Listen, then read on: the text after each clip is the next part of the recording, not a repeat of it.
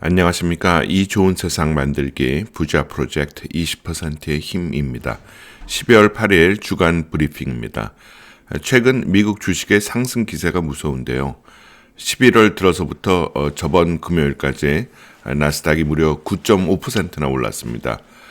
반면에 국내는 계엄령 등의 여파로 점점 더 어려워지고 있는 것 같습니다. 이번 주에 주식 이야기로는 최근 너무 오른 주식은 떨어지게 되면 어떤 확률로 얼만큼 떨어질 수 있는지 알아보고 마음의 준비를 하는 시간을 갖도록 하겠습니다. 최근 2년간의 나스닥의 주봉인데요. 주간 상승률을 보면 나스닥은 3.34%, S&P 500은 0.96%, 다우는 마이너스 0.60% 하락하였습니다. 연간 상승률로는 나스닥은 32.3%, S&P 500은 27.68%, 다우는 18.45% 상승 중입니다. 사상 최고가를 계속 경신 중에 있는데요. 나스닥은 아마 조만간 2만을 넘을 것 같습니다. 최근 1년간의 지수 상대 비교 차트입니다. 1년 전에 비하여 코스닥은 마이너스 21.22%, 코스피는 마이너스 4.22%, 다우는 19.40%, 나스닥은 32.46%입니다. 따라서 드디어 코스닥과 나스닥의 차이가 50% 이상 차이가 나기 시작했습니다. 제가 계속 말씀드리지만 한국 주식에서 미국 주식으로 바꾸는 거는 이제 지능순이에요. 자, 그래도 아직 국내 주식을 포기 못하는 사람이 있다면 그분은 투자하려는 사람이 아니고 도박을 좋아하는 사람이거나 아니면 너무 적자가 심해서 자포자기하는 사람일 겁니다. 지속 말씀드리지만 반이라도 팔아서 엑스투 매뉴얼로 시작하면 언젠가 다 옮기고 다시 희망도 생길 수 있습니다. 다음 주에 주요 경제지표로는 물가지수 발표가 있습니다. 실적 발표로는 오라클이 월요일, 어도비가 수요일, 코스트코가 목요일 정도 있습니다. 함께 투자를 시작한 1월 29일 매수 이후의 수익률을 보면 적립식 계좌는 현재 23.71%, 연수익률로 환산해 보면 51.73% 상승 중이고 목돈 계좌는 현재 주식 비중이 60%이고 달러 자산으로 계산 시 29.26% 수익 중이고 환율과 예수금의 이자, 배당금 등을 합한 원화베이스의 실제 수익률은 현재까지 44.37%입니다. QLD의 최고가가 변하여 목표 매수가의 변동이 있습니다.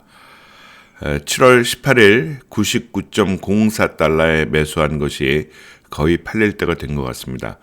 다음 주에 팔리면 좋겠습니다. 118.85달러에 매도하시면 되고 혹시 많이 떨어지는 일이 발생하여 떨어지면 92.33달러에 전체 자금 대비 10%를 매수하면 되겠습니다. 이번 주에 주식 이야기로는 최근 너무 오른 주식은 떨어지게 되면 어떤 확률로 얼만큼 떨어질 수 있는지 알아보고 마음의 준비를 하는 시간을 갖도록 하겠는데요. 영어로는 maximum drawdown이라고 합니다. 한마디로 제일 높은 점부터 최대 하락폭까지 몇 퍼센트 떨어졌나를 생각하면 어려운 개념은 아닙니다. 그런데 미국은 정말로 데이터가 잘 축적되어 있는 나라라서요. 손쉽게 차트를 찾을 수 있습니다. 슬라이드 두세 장이면 되겠습니다. 1928년부터 2019년까지의 S&P 500의 맥시멈 드로우다운인데요. 그래프에서 보시다시피 1931년, 1932년 이런 때는 57%, 51%까지 하락한 적은 있고요. 2008년도에는 48.76%까지 하락한 적이 있습니다. 하지만 평균을 보면 평균은 16.3%입니다.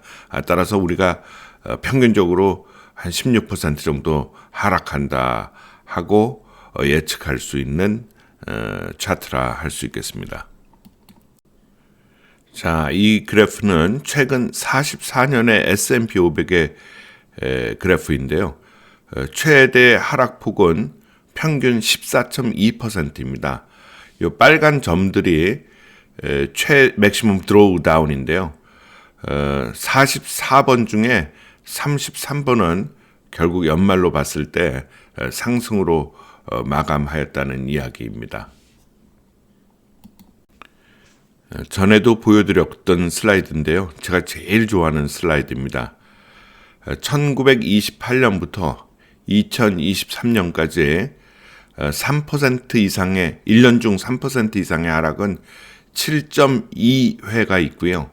5%의 하락은 3.4회, 10%의 하락은 1.1회, 15%의 하락은 0.5회, 그러니까 뭐 한 2년에 한 번 정도 발생하는 거죠.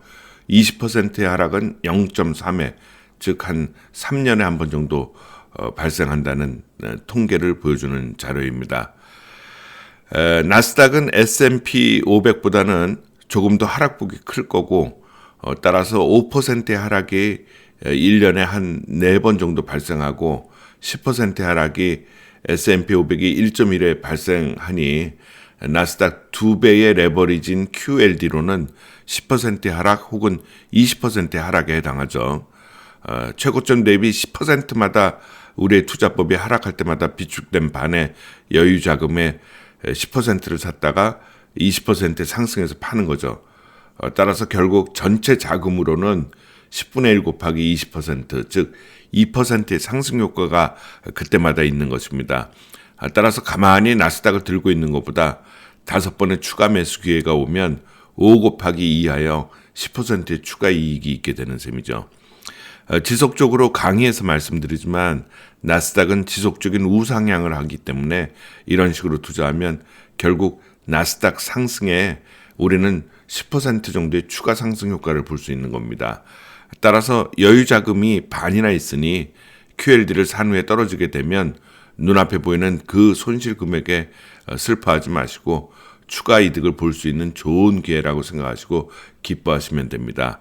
이렇게 투자하시면 우리는 연간 20%의 복리 수익을 얻을 수 있는 것입니다. 왜냐고요?